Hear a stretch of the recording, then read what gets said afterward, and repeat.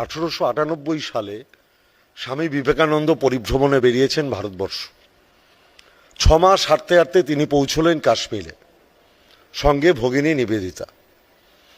বিবেকানন্দ দাঁড়িয়ে দেখছেন একটি মা একটি বাচ্চা মেয়েকে খাবার দিয়ে গেলেন। বাচ্চা মেয়েটির কাছে কিছুক্ষণের মধ্যে দৌড়ে এলো একটি বাচ্চা ছেলে।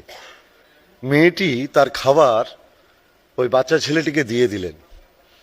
বিবেকানন্দ চিৎকার করে ভগিনী নিবেদিতাকে বললেন, নিবেদিতা, কালকে অষ্টমী, আমি আমার মা দুর্গাকে পেয়ে গেছি, আমি ওকে পুজো করব। বিবেকানন্দ দৌড়ে মেয়েটির বাড়িতে গেলেন, পরিবারকে রাজি করালেন। ব্রাহ্মণ পণ্ডিতেরা চিৎকার করে উঠলেন, স্বামীজি আপনি এটা করতে পারেন না, কারণ মেয়েটি মুসলমান।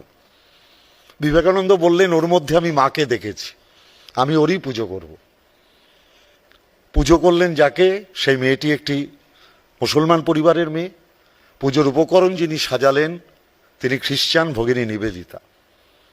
সেখান থেকে কুমারী পুজোর সূত্রপাত এবং বেলুর মঠে এখনো রোজ অষ্টমীর দিন কুমারী পুজো হয়।